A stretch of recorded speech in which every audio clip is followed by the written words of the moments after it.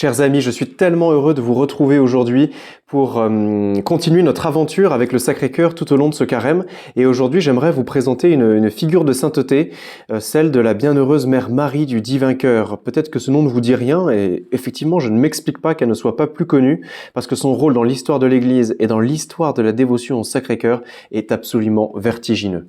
Donc, commençons à tout de suite étudier sa vie, parce que je brûle d'impatience. Mère Marie du Divin Cœur, c'était une comtesse allemande qui est née en Westphalie, à Münster, en 1863. C'était à l'époque le royaume de Prusse, dans une famille profondément catholique et de la noblesse locale, et qui va s'illustrer dans sa lutte politique contre le chancelier Bismarck, qui à l'époque voulait soumettre l'Église à la tutelle de l'État. Vous voyez, c'était encore une influence de toutes ces idées de la Révolution française pernicieuse qui s'était propagée dans la chrétienté, et bien sûr les intrigues malfaisantes de la franc-maçonnerie parmi les gouvernements. Et donc elle va grandir, vous voyez, dans cette culture de défense des droits de l'Église dans la société et pour l'Église. Et très rapidement, elle va être favorisée de grâces mystiques particulières. À l'âge de 21 ans, en 1884, au cours de la fête du Sacré-Cœur, elle vit une expérience bouleversante. Elle dira « Je venais de communier et tout uni à notre Seigneur, j'étais enivrée des délices de son cœur. Lorsqu'il me dit de cette voix intérieure que je ne connaissais pas encore et qui aujourd'hui m'est si familière, tu seras l'épouse de mon cœur. » Alors évidemment, avec une telle révélation, elle désire entrer dans la vie religieuse, mais une dure maladie l'empêche de le faire avant 5 ans. Et donc, à l'issue de ces années, elle rentre au couvent du Bon Pasteur, à Münster, où elle y reçoit le si beau nom de Mère Marie du Divin Cœur. C'est une congrégation à l'époque qui s'occupait des jeunes filles perdues et des pauvres. Mais elle ne reste pas longtemps en Allemagne, puisqu'elle est vite envoyée au Portugal, où elle prend en charge le couvent de Porto. Et là, elle se rend compte de l'atmosphère très anticléricale qu'il y a dans cette région. Les religieux sont insultés, les gens jettent de la boue dans la chapelle. Elle voit même un jour une petite fille de 13 ans lui lancer des pierres.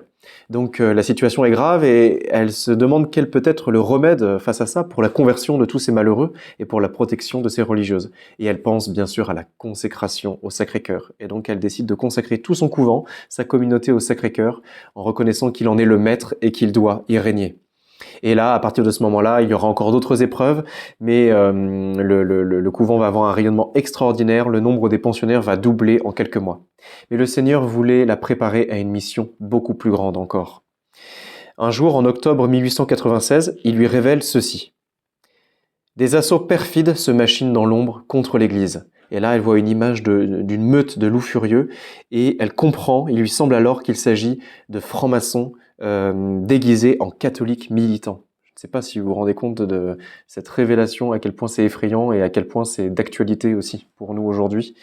Elle tente alors tout de suite d'avertir le pape Léon XIII, qui est pape à l'époque, mais son confesseur ne prend pas l'affaire au sérieux, ce qui est quand même quelque chose d'un peu récurrent dans la vie des saints, hélas. Et elle envoie une première lettre quand même à Léon XIII qui n'aura jamais de réponse. Et puis finalement, en décembre de l'année 1898, elle réécrit une lettre dans laquelle le message du Seigneur se fait un peu plus sévère. Elle écrit « Il me dit qu'il avait prolongé les jours de votre sainteté afin de vous accorder encore cette grâce et qu'après avoir accompli ce désir de son cœur, votre sainteté devait se préparer à rendre compte à Dieu. Je reconnus l'ardent désir qu'il a de voir son cœur adorable de plus en plus glorifié et connu et de répandre ses dons et ses bénédictions sur le monde entier. » Miracle, le pape se soumet enfin à la demande du Sacré-Cœur. Il décide de lui consacrer non pas sa personne, non pas une communauté, non pas un pays, mais tout le genre humain au Sacré-Cœur. C'est pour ça que je vous disais que c'est absolument vertigineux cette histoire. Il décide de consacrer tout le genre humain au Sacré-Cœur. Et il annonce cela à toute la chrétienté en publiant une encyclique intitulée Annum Sacrum le 25 mai 1899. Et à l'intérieur, il s'afflige évidemment de tous les maux qui traversent la société à cause de l'oubli de Dieu.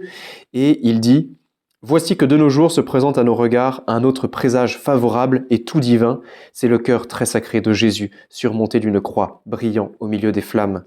En lui se doivent placer toutes nos espérances, c'est à lui qu'il faut demander et de lui qu'il faut attendre le salut de l'humanité. » Alors Mère Marie du Divin Cœur a réussi à accomplir sa mission. Le dimanche 11 juin de la même année, le vicaire du Christ consacre solennellement tout le genre humain au Sacré-Cœur. Il dira même que ce fut l'acte le plus important de tout son pontificat.